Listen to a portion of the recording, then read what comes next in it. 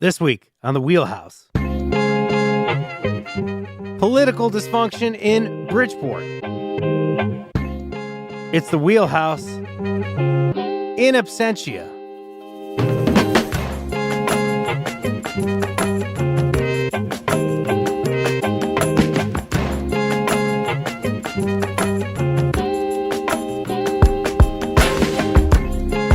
For Connecticut Public, I'm Frankie Graziano. This is The Wheelhouse, the show that connects politics to the people.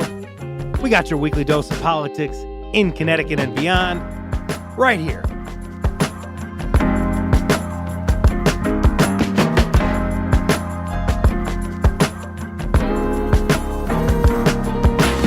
We're switching things up this week in honor of a brand new podcast from Connecticut Public. It's called In Absentia. It's a 4-part investigation examining the history of political dysfunction in Bridgeport, Connecticut. Yeah, we talk about that place a lot here on The Wheelhouse, right? Podcast dives deep into the systems that enable that political dysfunction and what that all means for the people wondering, does my vote count? Coming up in a little bit of conversation with one of In Absentia's hosts, investigative reporter Bria Lloyd of Connecticut Public's The Accountability Project. And later on, we'll check in with another one of my colleagues, federal policy reporter Lisa Hagen, for the latest on the Hill with Connecticut's federal delegation. But first, grab the popcorn and settle in. Here comes, in its entirety, the very first episode of In Absentia. You know those hidden camera shows, like Candid Camera and Punk'd? The whole idea behind them is pretty simple. Hide some cameras and then see how an ordinary person reacts to some unusual, possibly ridiculous situation. The setups were always contrived, but people's reaction to them? Not so much. Those hidden cameras often revealed a lot about human behavior and what we do when we think people aren't watching.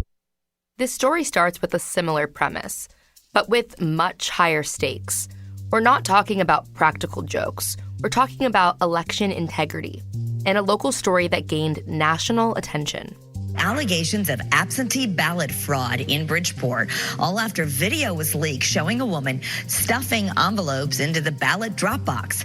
Donald Trump, his former lawyer, Sidney Powell, even Elon Musk have all posted about this. They say Bridgeport proves their claims that the 2020 election was rigged. They're talking about a video that shows a woman in Bridgeport, Connecticut, walking over to a ballot box in the early hours of the morning. And yeah, the music playing under the video is dramatic. She drops a stack of papers inside, and those papers, well, they look like they could be absentee ballots. Moments later, as she's walking away, she turns around. She goes back to the box and does it all over again and again.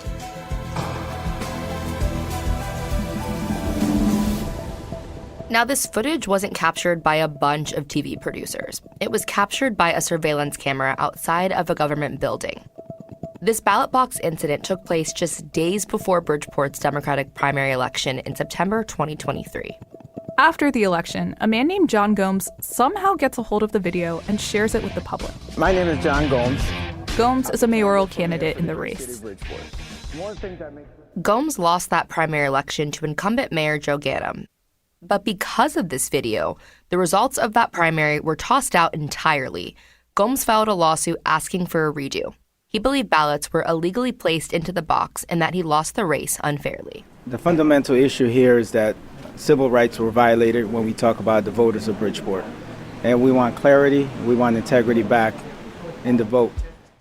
This video caused upheaval in Bridgeport, and for us reporters too.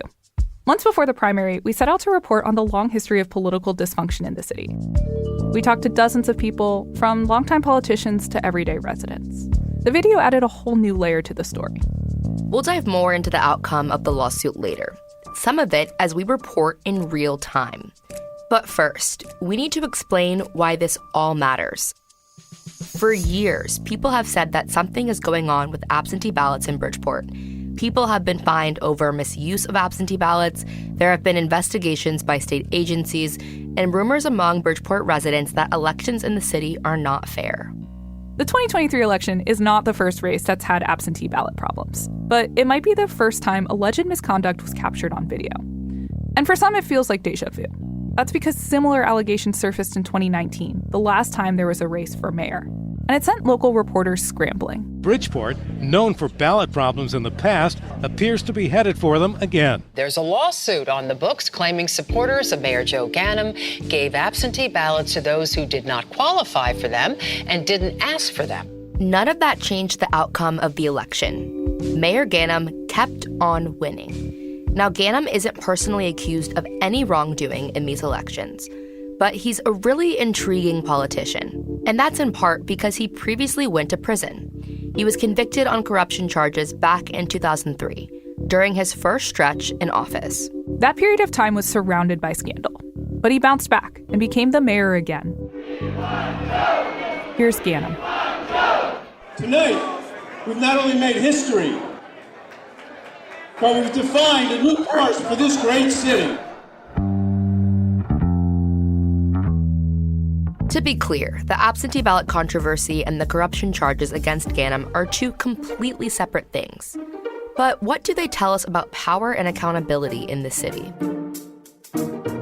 From Connecticut Public, I'm Bria Lloyd. And I'm Kate Seltzer. This is In Absentia, a podcast about political dysfunction in Bridgeport, Connecticut. The systems that enable it. And what this all means for the residents who wonder if their vote even matters. We'll talk more about voting later in the series. But in this first episode, we're going back to the 1990s, around when Mayor Joe Ganim entered the world of Bridgeport city politics. Bria takes it from here. From a distance, it was, this is exciting. Someone young, fresh, smart, energetic has been elected. He looks you in the eye and makes you feel like you're important, and that's a gift.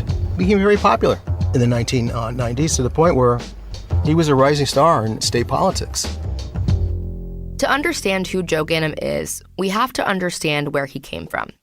He spent his early years in two different Connecticut communities, Bridgeport and Easton. They're roughly 10 miles apart, but they have stark differences. Easton is a pretty small but wealthy farm town, and Bridgeport, well, it's the largest city in the state with a median household income of about $50,000. For a century, Bridgeport was an industrial hub, with factories everywhere. There were lots of jobs. People flocked to Bridgeport for work. You had some of the major corporations in the nation were headquartered here. Chris Caruso was born and raised in Bridgeport. Dictaphone Corporation, Singer Sewing Company was here, Columbia Records was here. By the 80s, many factories had closed their doors. But a lot of families stayed, and those families came from all over the world. So it was very Italian-centric in the city, but there were also other ethnic groups. Bridgeport's always been kind of a melting pot for different cultures, immigration, and I think that's what makes Bridgeport so special. Ganim's family was part of the migration boom.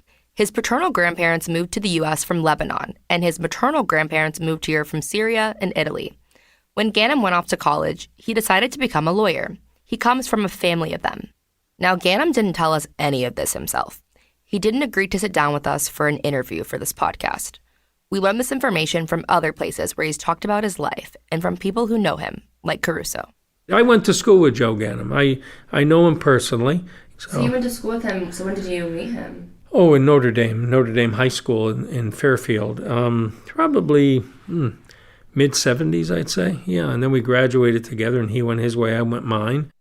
Caruso is retired now, but he worked in city and state politics for years. After law school, Ganim worked in Bridgeport as a lawyer before deciding to give politics a try. In 1989, I was his campaign manager in his very first run in 89, and he placed a very strong third, and that propelled him into 1991, when he was elected mayor. When Ganim first came onto the political scene, he was young, in his late 20s. If you look at photos of him from back then, he wore round wire-frame glasses, and he's typically wearing a shirt and tie.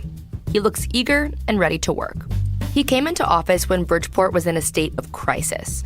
One headline from the local paper at the time read, "Ganim faces 4 crises in first month on job." One of the biggest, a budget shortfall of at least $20 million. The city was on the verge of bankruptcy. Ganim's predecessor, Mary Moran, explains what happened. We talked with her outside a coffee shop. Busey was my predecessor, and he had gone to the state to borrow money because we couldn't meet the payroll in Bridgeport. It was just a terrible time to be in any kind of politics. The budget problems didn't start with Moran. They had been bubbling up for some time. Tom Busey, the mayor before Moran, says the city was navigating a lot. At the same time, when we're dealing with finances, the crack epidemic exploded out of nowhere. Nobody was anybody says they were prepared for it, they're not being truthful. Police weren't prepared for it on the local level, on the state level, on the federal level. In the late 80s and early 90s, Bridgeport had a huge crime problem. In 1990, the city had more homicides per capita than any other big city in the Northeast. That's according to FBI data. Remember that those were tough times. They were times of the crack addiction, gangs, and Bridgeport was really desolate, really desolate. There were Jersey barriers in the middle of some of the streets to break up the traffic patterns. That's Mary Jane Foster. When Ganim was first in office, she worked on development projects with him. She's now the CEO of a local nonprofit. It's safe to say Bridgeport was dealing with a lot when Ganim took over. But within his first 2 years in office, some people felt like things were looking up. According to local news coverage at the time, Ganim said he stabilized the city's finances, hired more police, and made other improvements. A lot of this was possible from state investments. From a distance, it was, this is exciting, someone young, fresh, smart, energetic has been elected.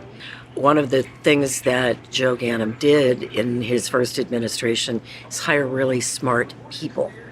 And they really pulled together a plan, a cogent, coordinated plan for redevelopment of the city. For some residents, one development in particular was a home run. Hi, this is Mayor Ganim. The city of Bridgeport invites you to Harbor Yard to watch a Bluefish game this summer. Come on and see everything that downtown has to offer. In the late 90s, there was an opportunity to bring minor league baseball to Bridgeport. Foster was a part of its launch. We pitched it to Mayor Ganim, and he said yes. And 7 weeks later, we were in front of City Council saying, if you give us $7 million, we'll get $7 million from the state. We'll put in $3 million and we'll build a ballpark. Nobody believed that it could happen. But 19 months later, the Bluefish opened and brought, I think, something like 3 million fans into Bridgeport over 20 years and about $40 million. And so the Bridgeport Bluefish were born. This was a big deal for the city, and Ganim received a lot of praise for it. But while he was enjoying political accomplishments, things would shortly take a turn. Lenny Grimaldi was born in Bridgeport and raised in nearby Monroe, Connecticut. Early on, he took an interest in Bridgeport politics. It started with an internship at the Bridgeport Post-Telegram, today known as the Connecticut Post. I became fascinated working at the newspaper with the underbelly of the city, the guys and dolls, who was running the city, the politicians. Grimaldi loves talking about the city. Once you get him started, his eyes light up. Today you'll find him writing blog posts on the happenings in Bridgeport on his website Only in Bridgeport, or on his podcast Chased, the story of Billy Chase. It's Tuesday, listener, so get ready for some police corruption. First up is our documentary series from journalist Lenny Grimaldi. But before all of this, Grimaldi once worked with Joe Ganim, back in his first administration in the 90s. No one wanted to be mayor then. The pay was $52,000 a year. Who wants to take over the city? So, there weren't a lot of takers. So along comes young Joe Ganim, who says, hey, I'll run. Now, this wasn't Grimaldi's first time working in the mayor's office. He also worked with Tom Busey, mayor of Bridgeport, in the late 80s. Ganim was a new face, and Grimaldi says he wanted to offer something new to Bridgeport. Ganim once said that he ran for mayor because he thought he could do better, and that the city was lacking leadership. We had, developed a friendship, and he decided, I'm in office now, do you want to help me? I said, listen, I don't want to go back to government. I don't really like it. I like getting you guys elected, but I don't really like it. He goes, well, listen, we'll just come for 6 months or something.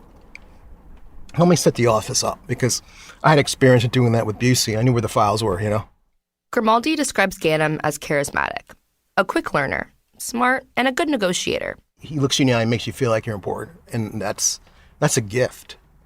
And he became very popular in the 1990s to the point where he was a rising star in state politics. In the 90s, Ganem focused a lot on economic development. There were talks of a casino expansion in Connecticut. And at the time, developer Donald Trump had his eyes on Bridgeport. Grimaldi says Ganem introduced him to Trump, and Trump hired Grimaldi as a consultant, someone who could be his eyes and ears on the ground.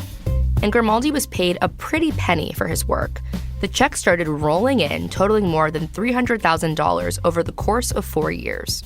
That was the start of my relationship with Trump. And, you know, things happen.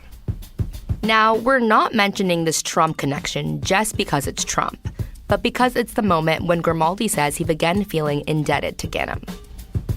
Both Joe and I made poor decisions as a result of that because, he felt like, I introduced you to Trump and you should be very grateful for it. So I was grateful in ways that I shouldn't have been. I'll put it that way. Grimaldi says his gratitude eventually translated into a series of poor decisions that are now well documented. Some of them are spelled out in criminal charges brought against the friends. They show how Grimaldi gave Ganem kickbacks in exchange for city contracts for Grimaldi's clients. Grimaldi was a consultant for companies that did business with the city. One of them was a wastewater treatment company. Ganem ordered Grimaldi to get his client to pay extra in kickbacks if they wanted a city contract. And they did. In the 1990s, I did realize I was up to my neck in a lot of icky stuff. And I had to get out of it. I just, didn't like it in the first place. Internally I was like, ugh, this is going to blow up. It's going to blow up. The scheme wasn't just limited to that wastewater treatment company. Ganem also fraudulently concealed his purchase of a $1 million life insurance policy for himself using city money, and conspired to have a developer pay an extra $1 for every square foot they built in the city. Ganem was even accused of taking kickbacks in connection with that Harbor Yard development where the Bluefish played baseball. But the jury didn't convict him of it. It was summer 1999. I said, I'm not doing this anymore. I can't do it. I'm done. So, I told some people I'm not going to be part of this anymore. So I walked away from it. The government was on my phone at the time. Hello. Hey, how you doing? Hey, Len, how you doing? All right. Listen, I don't want to fight with you, Len. We're too good of friends to fight. Yeah. I don't want to leave you like that. So let's get together this week and sit down. Yeah, all right. All right? Okay. All right, bye. All right. That audio you just heard is from an FBI wiretap back in the 90s. So they heard. They knew there was a falling out, and I had walked away from it. Still, it still wasn't enough for me to completely save myself, from being charged in incarceration. Federal prosecutors found that extra money and kickbacks went to funding Ganem's lavish lifestyle. In the end, Ganem was convicted of soliciting and receiving more than $500,000 in benefits, including home improvements, fancy suits, and fine wines. Welcome to Wine and Spirits.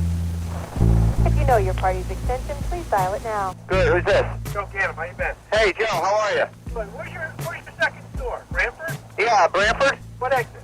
Exit 54. Oh, all right. Where are you? I just went by it. I'm at exit 71. Oh, you're way by it. Yeah, I know. Hey, listen. Yes, sir. It's not a case of 90 Lafitte and an 89 Pouliac? Yes. And anything else comparable? Yeah, I got some 86 Latour. Oh, yeah? Yeah, 100-point wine. Well, can I come by and see you tomorrow? The FBI overheard Ganem as he called a store to coordinate picking up his fine wines, which his associates paid for as part of the kickback scheme. What's interesting is that Grimaldi testified against Ganem. Grimaldi turned his back on his colleague and friend. He was one of two critical witnesses to do so. This helped Grimaldi have his own sentence reduced. He ultimately served 10 months in prison. I believe it was the judge in your case that said that they thought that you were the only person that had a soul, which I thought was an interesting comment.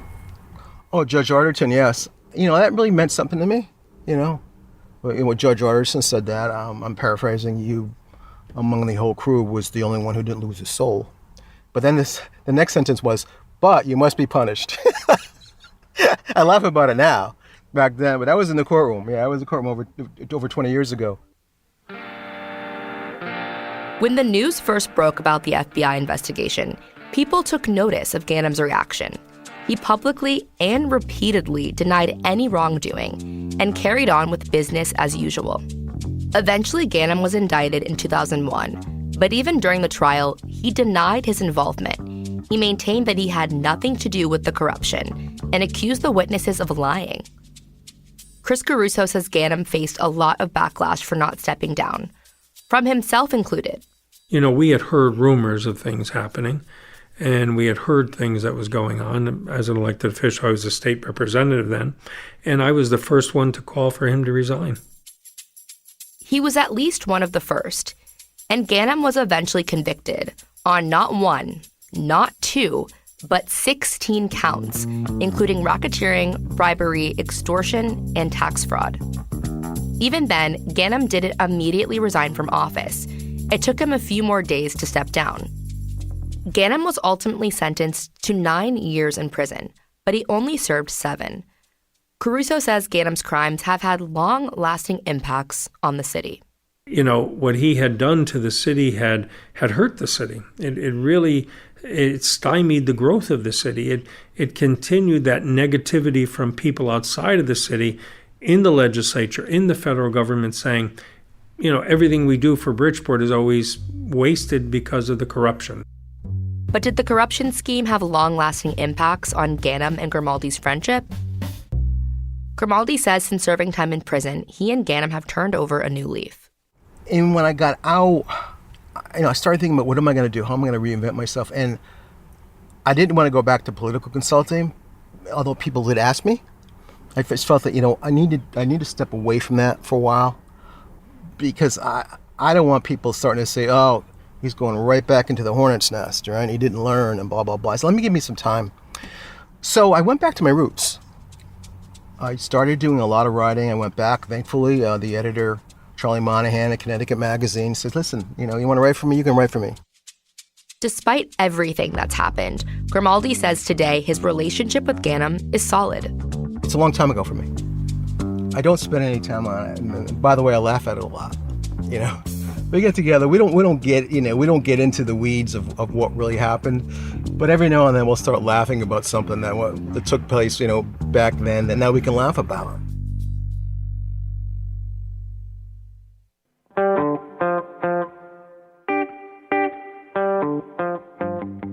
Bridgeport politics had been in the spotlight long before Ganem.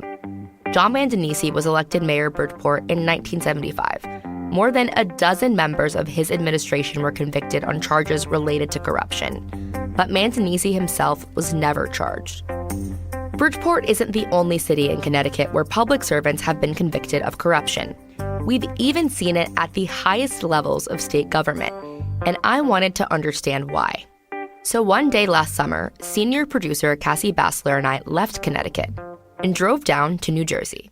Can we punch in the address? Do you know it? Yes, the address. We went to meet with former FBI agent Mike Clark. 3 hours, 22 minutes with tolls. Head southwest toward I-95 South.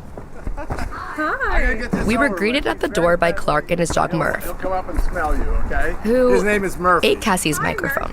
Right, nice to meet you. Say hello, okay? Oh, Murph. When Clark first started working for the FBI, he worked in New York, and eventually he was transferred to Connecticut. Our bosses and also in Washington, D.C., determined that the FBI should be focused on big impact cases where you're going to make a difference, and the public trust is very important. So they peeled off some agents. We created a team. We sat down at his kitchen table, and he started flipping through old newspaper articles. The first real corruption case in Connecticut back in, I believe it was the early 90s, was the Santa Petro case. And that was in Waterbury. Joseph Santa Petro was the mayor, a very young mayor. And he and almost much of the town council was indicted, prosecuted, and convicted of corruption. Similar to Ganem, Santa Petro was convicted of receiving kickbacks in exchange for city contracts. Not only that, but he also sought a return to public office after his time in prison. He was unsuccessful. There were also other corruption cases in Connecticut around that time. In the early 2000s, the FBI was investigating Waterbury Mayor Phil Giordano for corruption. They halted that investigation once they discovered he was sexually abusing young girls and prioritized the abuse case. On the state level, Connecticut Treasurer Paul Sylvester pleaded guilty to racketeering and conspiring to launder money in 1999, and former Connecticut Governor John Rowland was convicted of mail and tax fraud in 2004. He served 10 months in prison. Rowland later went to prison again in 2015 for campaign finance fraud. All these great corruption cases are popping, in our state. And, we're getting great support from Mike Wolf was our supervisor at the time, and he was just masterful at giving us the support that we needed. Clark and his team had so much experience investigating corruption in Connecticut that they trained agents in other divisions on how to do the same in their area. They say, okay, what are you doing? How are you doing this? And what's the secret sauce? What's your formula? And so they started to introduce us, and I think there might even be an article here in the paper somewhere, I'll look for it, but I think the Hartford Courant coined the phrase corrupticate. Did you catch that? There were so many politicians being convicted of corruption at the time that the state got a new nickname, corrupticate. Clark says wiretaps, like the ones from Ganem's case, Who's this? Joe Ganem, how you been? Hey, Joe, how are you? can be persuasive evidence in corruption cases. The jury is sitting there and listens to Joe Ganem, to Joe Santa Petro, to Phil Giordano on tape. They're wearing earphones, they're listening, and all of a sudden, when you're an agent, you see them look up and look over at the defendant, and they have a whole different look on their face. All of a sudden, they're not, that congenial mayor or that wonderful representative or that governor. All of a sudden, they're, a bad guy doing bad things and with his own voice. So what on earth was going on in Connecticut? Why was the state seeing so many of these types of crimes? Clark has a few thoughts on that. Two common themes that through all these corruption cases, that we could talk about. One is there's a sense of entitlement. Politicians aren't necessarily more entitled in Connecticut than in other states. But Clark says there was a dream team of federal investigators dedicated to sniffing them out in the early 2000s. And the second part, I found that many politicians, when they first go into office, they're dedicated to doing the right thing. And they're surrounded suddenly by people who are political. And some of their old friends fall by the wayside. And so the lens that they make decisions on are based on politics and not necessarily on what's good for the people. What's different about Ganem's case is that unlike any of the other politicians we mentioned, Ganem won back his political office after everything. And he continues to get reelected, even when the odds are stacked against him. After his conviction in 2003, the New York Times wrote, "It was a career-ending blow." And they couldn't have been more wrong. Ganem did not agree to speak to us about any of this, but he did talk about his life and his experience in prison on a podcast called White Collar Week with Jeff Grant back in 2020. Hi, folks, and welcome to White Collar Week. It's the isolation that destroys us. The solution is in community. Grant himself served time in prison for wire fraud and money laundering. He now runs a support group for other people convicted of white-collar crimes. Ganem reflected on why he's still in office with Grant. People, by and large, felt that we had done a good job because I don't think they would have ever reelected me after getting indicted, tried, convicted, incarcerated, and then coming back out for in this case, was quote-unquote municipal corruption. Yeah. Unless people thought there was something more there than than just another individual. Grant asked Ganem about what his family thought when he told them he was running for mayor again, even after being released from prison. There's going to be a group of people that say, oh, Jesus, Joe, that's Joe Ganem, whatever, the mayor. They're going to accuse me of everything from stealing a hot stove to anything that bad happened. But there are people that do recognize that, I was a good mayor, did a lot of good, and most importantly, could make a positive contribution in the future, regardless of what had happened. After Ganem was released in 2010, he wasn't done with Bridgeport politics. He came back for more. An ex-convict could be elected mayor when voters in Bridgeport, Connecticut, head to the polls. The city's former mayor, Joe Ganem, spent 7 years in a federal prison for corruption. Now he's staging a dramatic comeback.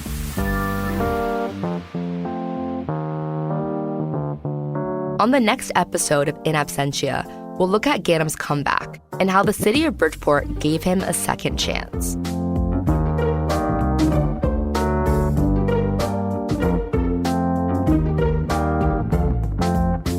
This episode was reported and produced by me, Bria Lloyd, and by Cassandra Bassler. Jim Huddadine is our investigative editor. Meg Dalton and Cassandra Bassler are our editors. The investigative team also includes Kate Seltzer and Ashad Hajilla. Fact-checking by Danya Suleiman. Sound design and mixing by Adrienne Lilly. Music in this episode from APM. Additional editing help from Lily Tyson, Erica McIntosh, Robin Doyan Aitken, Vanessa De La Torre, Lucy Napafanchel, Katie Talarski, and Eric Austin. Archival news reporting by WFSB and CNN. Legal review by Hinckley Allen. Vanessa De La Torre is our Chief Content Officer. To learn more about the podcast, visit ctpublic.org/VPT. I'm Bria Lloyd. In Absentia is a production of Connecticut Public. From Connecticut Public Radio, this is The Wheelhouse. I'm Frankie Graziano. That was the first episode of In Absentia. That's the new Connecticut Public podcast. Congratulations, guys, on the debut. Coming up after a break, we'll talk to one of the reporters you just heard from. Yeah, you just heard her voice. Bria Lloyd. You're listening to The Wheelhouse on Connecticut Public.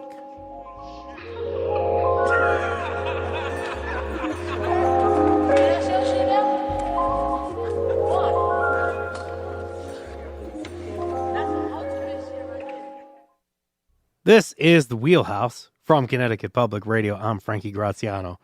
Before the break, we heard the very first episode of In Absentia, a new podcast from Connecticut Public delving into the history of political dysfunction in Bridgeport. For the sort of behind-the-scenes look at that amazing podcast, we did talk to Bria Lloyd in there, and that was really cool. But now I want to talk to her, I guess, in person here. And Bria Lloyd is from the Accountability Project.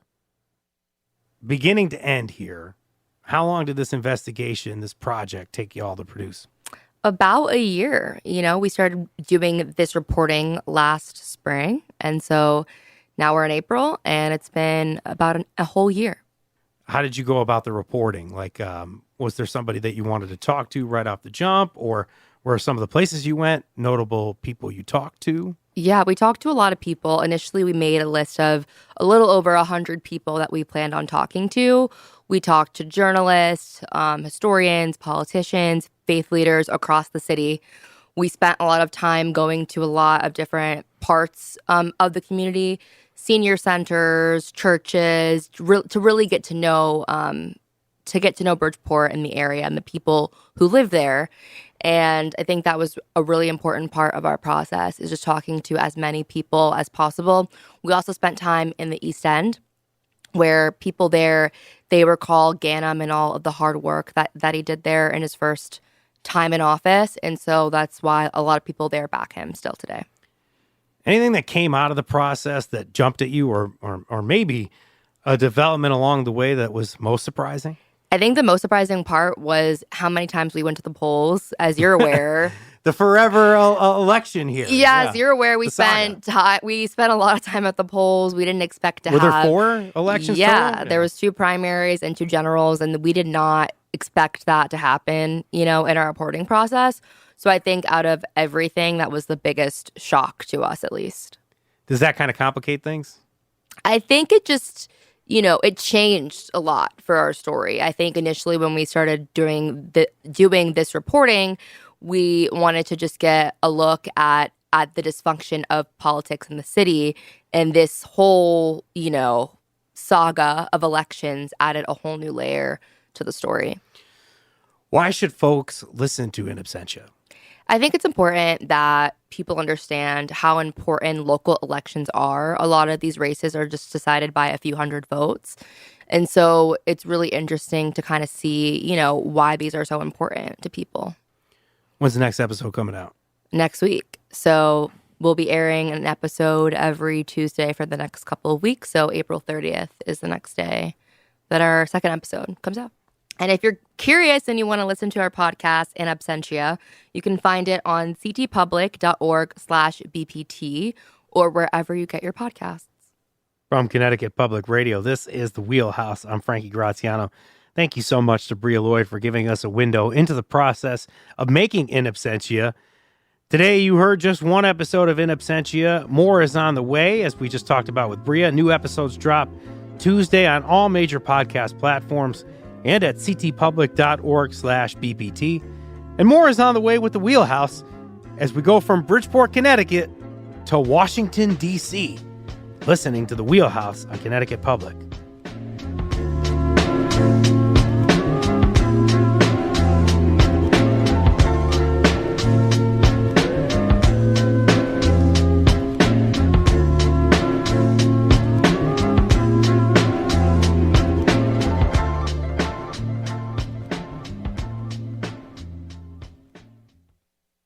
This is The Wheelhouse from Connecticut Public Radio. I'm Frankie Graziano. Political dysfunction is the theme of today's show. There's a lot of that going on right now in our nation's capital. There's the battle over federal funding and also over who should be in power. Here to walk us through the latest issues in national politics and how Connecticut's federal delegation is reacting to it, live from the Washington, D.C. area, Lisa Hagen, Connecticut Mirror and Connecticut Public's shared federal policy reporter. Thank you so much for joining me this morning. Good morning, Lisa. Hey, Frankie. How you doing? I'm so happy to talk to you. Good to be with you. Happy to have you on the show. And guess what? It sounds like, after talking about this with you for now 8 or 9 months, really since around the time there was the surprise attack on Israel, there's been this talk over federal funding, not just of Israel, though, but also Ukraine. And this has been something going on really since the fiscal year ended, the federal fiscal year ended. So do we have a resolution, Lisa? Yes, we have an answer. It is finally funded, the foreign aid bills that have been a big topic, a big ticket item in Congress, and they finally finished passing it last night. And so it went through the U.S. Senate, and I think President Biden said he will sign them all today. So it's this massive $95 billion foreign aid bill. So it'll go towards Ukraine, which has been a really big sticking point, Israel, humanitarian aid in Gaza, and then also the Indo-Pacific region. So that's been quite the topic of conversation, and it's been months in the making, and they finally passed it last night. Taiwan included in that too. I think that's where you say Indochina there. Just want to look at the big picture here with Israel and Ukraine. How did that end up shaking out in terms of the funding? I know you said $95 billion there, but was there any that was taken away there at the end, or was it more than politicians expected? How did that shake out? I think it ended up being about the same as what they'd been planning for months. I mean, the biggest thing was getting it through the House. It was all packaged as one for a while, and the Senate was willing to take it up. And then when it got over to the House, whether it was, some Republicans not wanting to support Ukraine aid anymore, whether it was some Democrats in the House being wary of funding more for Israel and wanting conditions on military aid, there were different sticking points. And so basically how they got it through the House, how Speaker Mike Johnson got it through, was basically in a procedural vote, he wrapped them all together.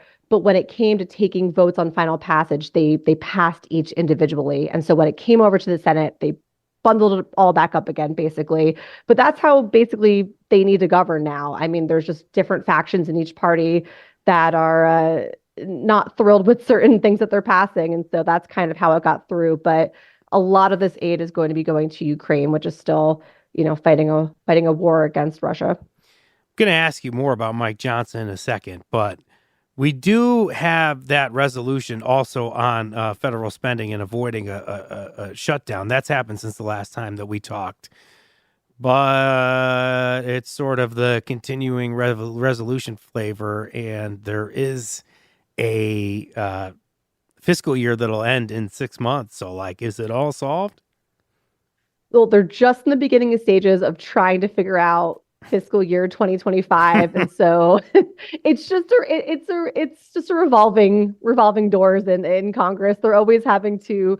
It's all cyclical. We're back where we started. They're trying to fund the next fiscal year, and so they have about 6 months. I don't know if they can figure out a long-term solution. Again, we might be in the same boat where we're seeing short-term funding bills passing, but very early stages of trying to figure that out. It'll be right before an election. I can't imagine they're going to want to get into a shutdown fight. But I think the big question again is whether they'll do it in piecemeal short-term bills or if they can fund it for a full year, which is typically how this is supposed to happen. Again, the latest news is that the Senate passed the aid package there after the House did. So when the House did, you actually got this very strong response from Mike Johnson, the Speaker of the House, a Republican, that was really strongly coming out against Russia. And I think that surprised people.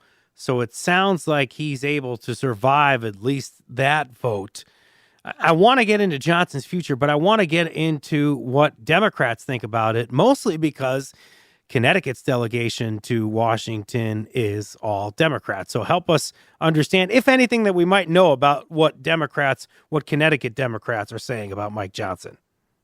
Yeah, I mean, the Democratic Party is trying to keep things a little, they're keeping it close to the vest at this point because there is a motion to vacate that is not privileged at this point. So we don't know if it'll get taken up, when it'll get taken up to potentially oust Mike Johnson. And so Democrats are kind of keeping their strategy a bit private at the moment, but they've started to openly kind of consider what to do if Republicans decide to oust Johnson. And so Congressman Jim Himes of the 4th District, I mean, again, no one's exactly taken a position what to do if it comes to saving Mike Johnson, if it gets to that point, but he's at least entertained what Democrats might do. And so basically what Congressman Himes has said is he deferred to Hakeem Jeffries. He's the House Democratic leader. He has also said it isn't Democrats' job to always provide votes needed to, either get bills passed or for Mike Johnson to keep his job, especially because they're in the minority. But they've at least seemed open to considering it. And so I think what it would take would be deal making with Republicans to getting certain votes. I mean, they got Ukraine aid passed. That was a big one. And depending on what kind of, governing body it'll look like, they keep talking about a coalition government. So what will that look like in the months ahead? Will Democrats and Republicans keep voting on bills together to get it through? I guess we'll see. What about new legislation? Any bills members of our delegation are proposing?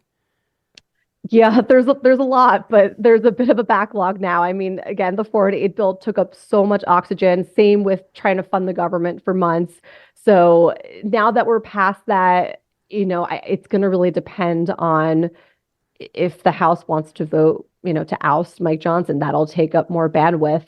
But the bills that I've been following from the delegation have been the Kids Online Safety Act. That's been a big one for Senator Richard Blumenthal on implementing privacy protections for kids and how they navigate the internet. It's gotten some momentum, but has largely stalled. It hasn't gotten a vote on the Senate floor yet. So that's a big one that I've been tracking. Same with a tax bill that would give tax deductions for businesses related to research and development, and also bring back a little bit of a boost, not a full one, but a bit of a boost for the federal child tax credit. That got through the House and passed. It's also stalled in the Senate. And then the farm bill, that's really the big one for Connecticut and the rest of the country, that they basically extended it through September. And so that'll coincide with the government funding deadline. So a lot for Congress to do, and unclear if they'll take it up, especially if they're busy potentially So we're saving or really voting unsure out if of. anything could pass at this point. It's really unclear, and this stuff always gets really tricky when we're headed into an election. They just don't want to really take up controversial legislation, and they're going to be out campaigning a lot. They're not going to be in session for much of the rest of the year because they'll be on the campaign trail. Speaking of the campaign trail, you did a story recently updating our listeners and viewers on campaign finance in the race for 5th District. There, it sounds at least that we may have a rematch between Jahana Hayes and George Logan. Yeah, that one is really starting to heat up pretty fast. It seems likely it'll be Jahana Hayes versus George Logan. The money battle is really starting to heat up. I mean, Republican George Logan has been increasing his fundraising. He had a fundraiser with Speaker Mike Johnson, speaking of, in Connecticut, in Hartford, not that long ago. He's also had other Republican leaders come to the district or to the state to help him fundraise. But, Congresswoman Jahana Hayes, she's seeking a 4th term. She still has a lot of money in her bank account. She has about double the amount of money of George Logan. So in terms of money, she's still pretty well positioned in that way. But I'm expecting a lot of money coming into that district, and not just to the candidates, but that outside spending that we saw millions of dollars of in the 2022 election. Any other candidates as we finish up here that have either declared or indicated interests in seats currently filled by our delegation? Murphy's seat's also coming up there too as Senator Chris Murphy.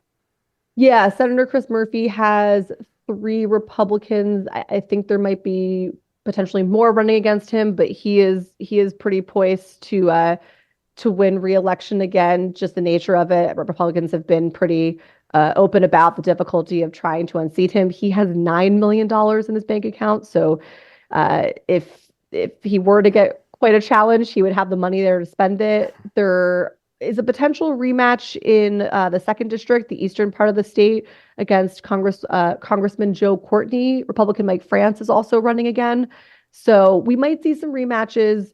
But again, the big one is going to be the 5th District. And I'm sure even, with the Senate race, Murphy will get some attention in that way too.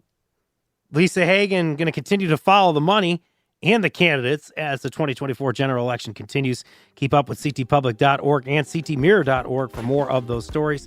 Take care, Lisa. Thanks, Frankie. Hey, a note before we end the show. You may have heard me Friday on the Colin McEnroe Show. If you didn't, check it out.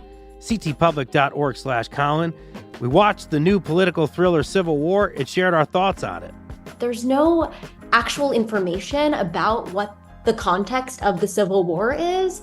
And so it's really a Rorschach test, right? Where everybody who goes into this film is sort of projecting their own fears or their own, dare I say, fantasies of what a Civil War might look like onto the movie. That was one of the panelists on the episode, Zandra Ellen. She's a producer at Pineapple Street Studios. You'll remember we covered the intersection of Hollywood and today's politics back in March. You can listen to that in the Wheelhouse archives. Colin's show, again, is available at ctpublic.org/Colin.